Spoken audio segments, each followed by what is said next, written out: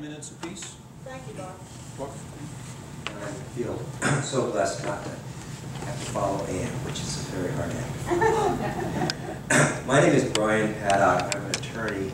I happen to also be the Tennessee Local Counsel for a challenge to the environmental impact statement for the Watts Bar 2 unit, which is still under construction, and for which there are still legal contentions pending as to the impact on water temperature and aquatic resources.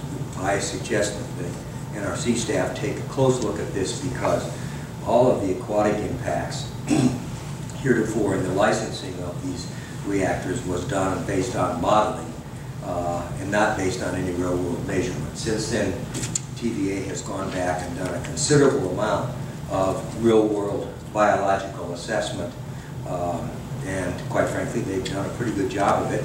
And you might look at what they've done in terms of dealing with the Watts Bar 2 litigation contest and see if you don't think they need to do the same thing with respect to the impacts of the cooling water and resulting hot water from the plant under consideration here.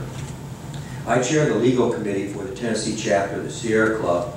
I was a Sierra Club representative to the last integrated resource plan stakeholder groups. I've spent more than 14 full days in meetings with TVA staff, with many other stakeholders, including industrial users and so on. So I'm fairly familiar with TVA's pattern of generation activities. I've also attended many NRC hearings, and particularly those where the NRC comes down and talks to TVA about things, including whether it's ever going to be able to finish the Watts Bar 2 plant and what went wrong there. I have a very direct personal interest because while I'm now living in Jackson County, I do own a condominium on Manufacturers Road, south here, and that's where my wife and I intend to retire. I'm not sure what that means, but it probably means a continuation of not getting paid. And also having my grandchildren visit me there. First, I would call to your attention, and I think this was raised in the questions, we seriously challenge that the assumptions in the generic EIS are still valid. I think many of them are out of date, and I was glad to hear that the GEIS is being revisited.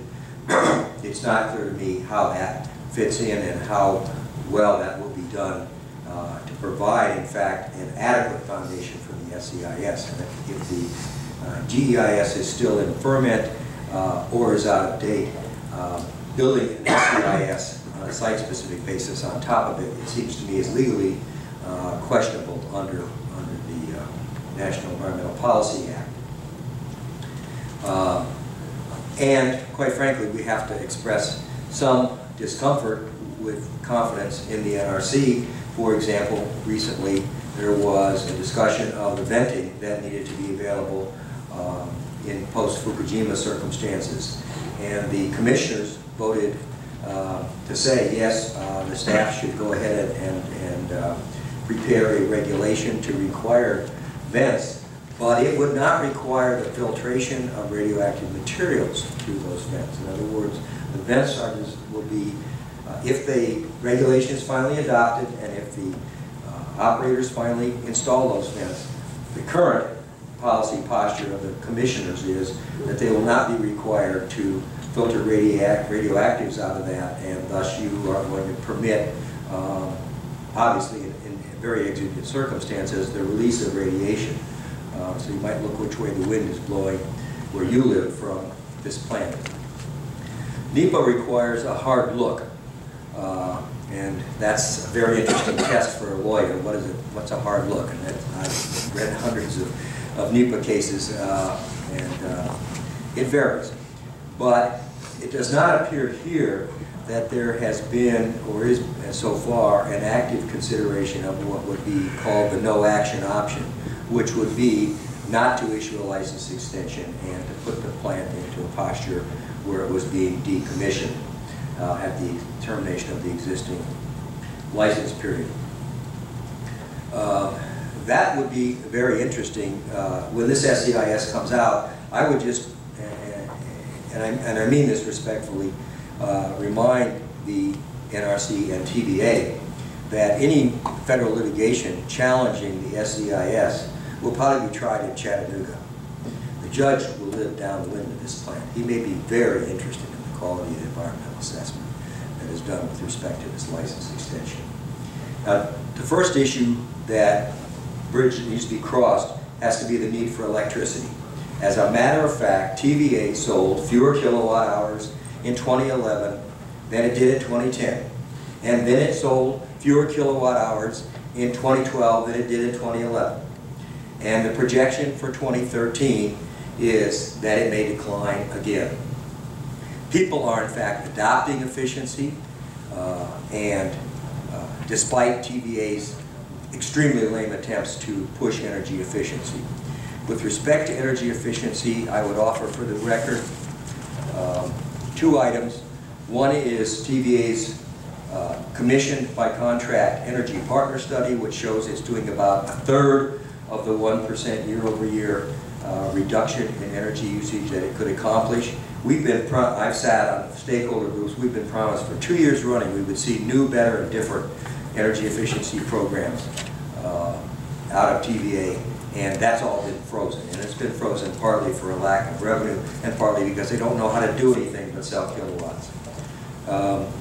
And secondly, the GAO did a similar study, full consideration of energy efficiency and better capital expenditure planning, GAO, and they say, we don't think that TVA has really looked at the realistic potential for energy efficiency. So those are on offer.